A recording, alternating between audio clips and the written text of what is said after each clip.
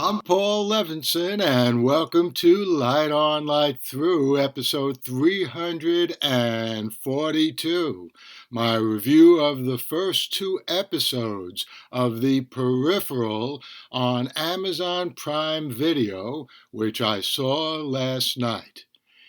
This is an adaptation of the 2014 novel of the same name by William Gibson, the veritable godfather of cyberpunk, who practically invented the genre with his novel Neuromancer back in 1984.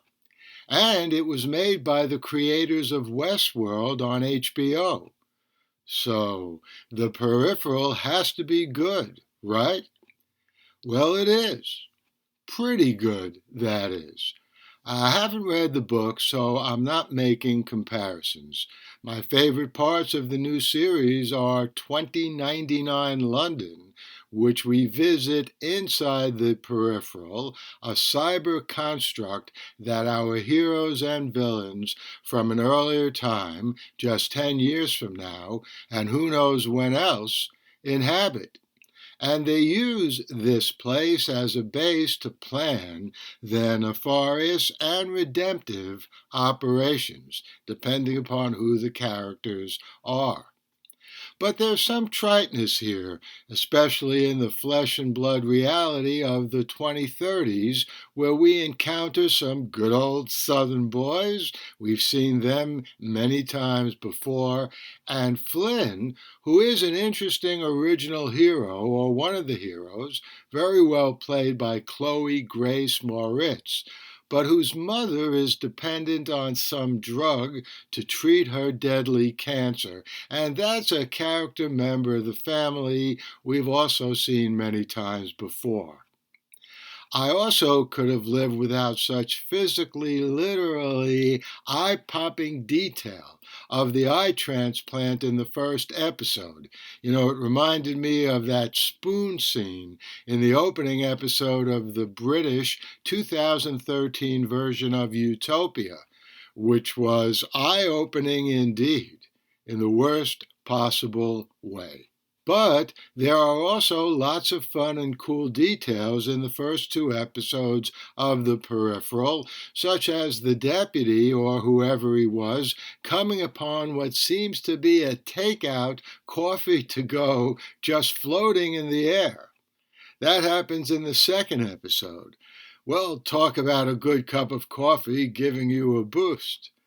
And Flynn does bring back a drug from the future to cure her mother after seeing an obituary for her, a nice time travel touch, which says that her mother, otherwise would have died in just a few months. And we also soon learn that Flynn's entering the Peripheral causes her visceral self to branch off in a different life back in 2030. We haven't seen that life yet, but that's certainly an intriguing development. And it's apparent that we're dealing here not just with cyberpunk, but with time travel and alternate realities, and that's tremendously okay in my book.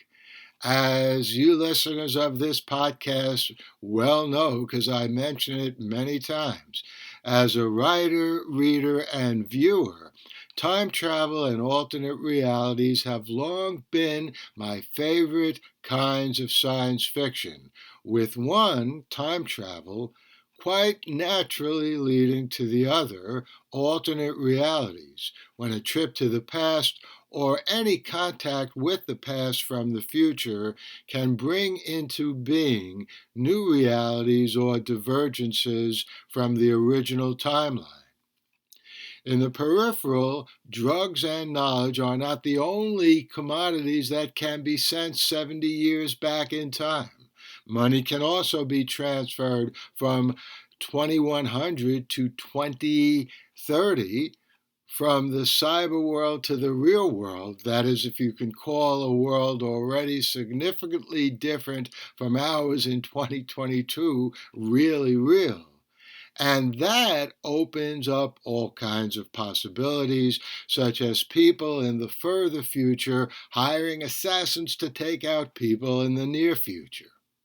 At this point, however, the folks in 2100 have apparently not yet considered and certainly have not discussed, at least not in the audience's earshot, what unintended consequences killing anyone in the past might have on the future.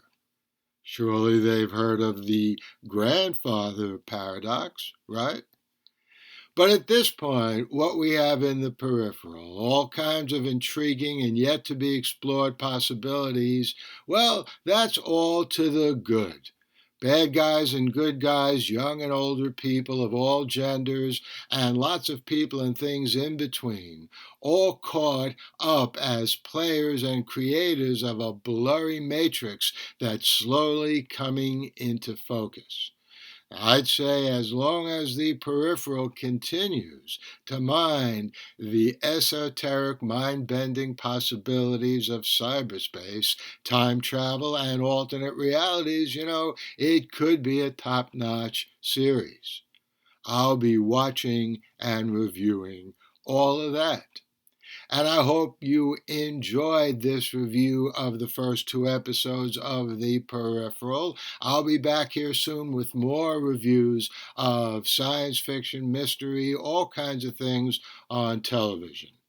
In the meantime, stay safe, stay sound, and keep doing whatever you can to help those brave people of Ukraine fight off those vicious Russian invaders.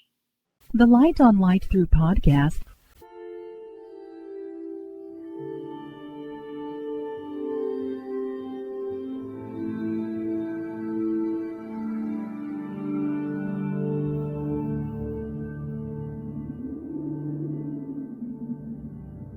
Athens, 2042 AD. She ripped the paper in half, then ripped the halves, then ripped what was left again into bits and pieces of history that could have been.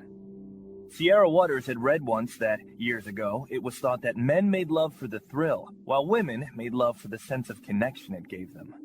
Curled Up with a Good Book says, Sierra Waters is sexy as hell. You can find out more about The Plot to Save Socrates by Paul Levinson at theplottosavesocrates.com.